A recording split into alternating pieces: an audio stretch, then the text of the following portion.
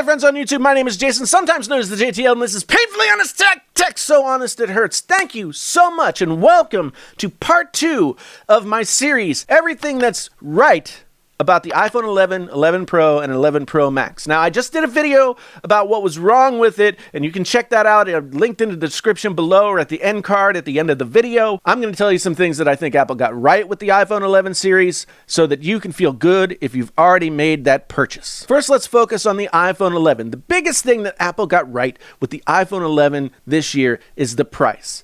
Last year, the price for the iPhone XR was $749. This year, they dropped the price of the iPhone 11 down to $699. So that's a $50 difference, which is considerable, really, honestly, when you think about it in the context of how many iPhones they're going to sell. This is Apple maybe responding to market forces, but this is Apple giving us a really good phone at a really good price, and I don't think you've ever said those two things about Apple in the past. Not to mention the fact that the iPhone XR is still available at $599, and the iPhone 8, for those of you who don't want to give up the home button, is still around, and that starts at $449. These are solid options from top to bottom.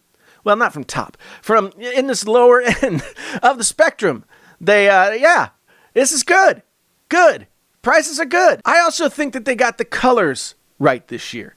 The colors of this phone, I mean, they're not right for me. I've said that in other places. But if you're somebody who's wanted a pastel iPhone your whole life and you just couldn't get it, now you've got green and yellow and lavender and this is your phone. Let's talk about the iPhone 11 screen. Yes, it's not full HD, but the lower resolution is not as noticeable as you might think, especially when it's your one and only device and you're not going to be pixel peeping next to another phone. It's really kind of amazing that Apple was able to make a screen this inferior to others on paper look this good. The human eye can barely discern, if at all, the difference between 1440p or 1080 or 4K when you're talking about a screen of this size. The iPhone 11 screen keeps the cost down of these screens by being an LCD, and it looks pretty darn good doing it. Now, let's talk about the camera. We've gone from one lens to two. Apple spent a ton of time going over everything that the iPhone 11 camera can do before they even turned to the Pro. In fact, for a second there, I was wondering if there was even any other phones.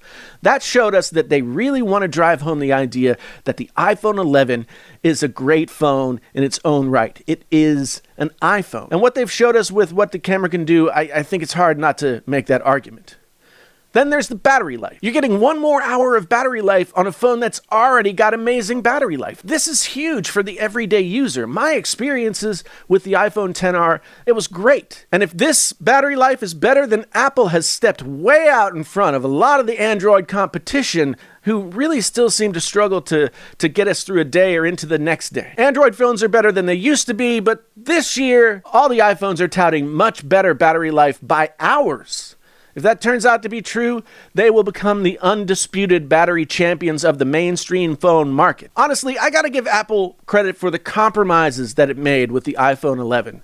It shares all the important internal stuff with the more expensive phones, but they make the right decisions in terms of those compromises to keep the cost down while not dumbing down the phone overall. For most people, this will be the phone to get, and based on the success of the iPhone XR last year, people are going to be buying this phone in droves. This phone will be Apple's biggest seller this year, without a doubt. Dollars to donuts. That's all there is to it. Let's move on to the Pro and the Pro Max. Again, don't forget to check out my Everything Wrong video, linked down below and at the end card. But here, we're going to go through the good about the iPhone 11, 11 Pro, 11 Pro Max.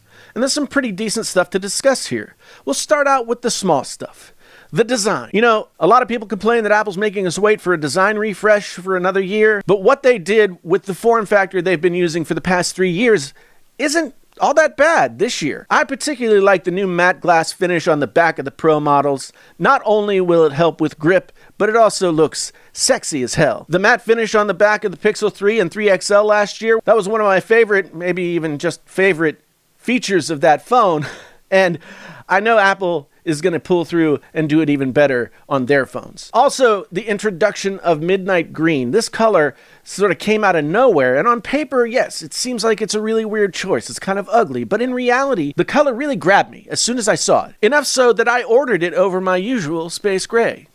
I guess time will tell, but that color change was enough to get me excited for the phone. If I were a regular consumer, it wouldn't be enough to sway me to upgrade from one of last year's phones, say, to one of the new iPhones.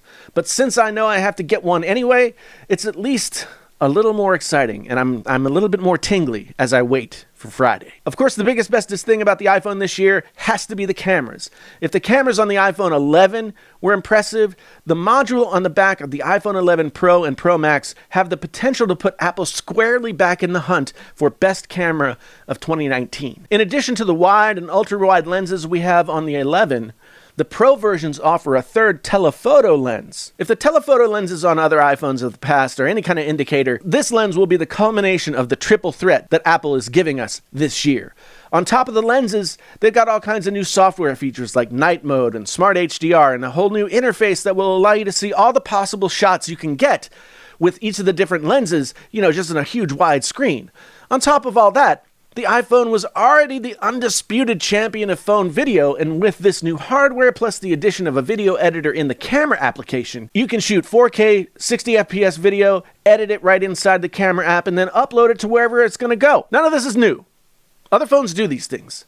But in my experience, using iPhones for photo and video has always been a little bit more of an organic process. I look forward to seeing where these new camera lenses and features take us. Let's turn to the screen. Of course, Apple improved the screen this year. The Pro models have an OLED panel they claim is the same panel Samsung used for the Note 10 and Note 10 Plus. If this is true, and Apple usually does a great job of calibrating their screens, this could be the best screen of the year. Now, Apple has slapped a new, even stupider name on the screen this year, but the outcome will still be the same. The Super Retina XDR screen will not disappoint.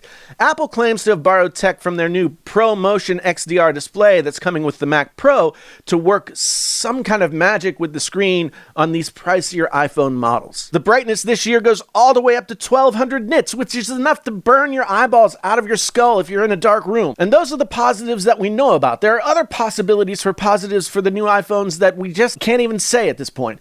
Improved angles for Face ID, and I'm excited for that so that I don't have to lean over the table to unlock my phone when it's laying down. The iPhone 11 Pro is supposed to have 4 more hours of battery life than the XS, and the iPhone 11 Pro Max will have 5 hours more than the iPhone XS Max. That is completely insane.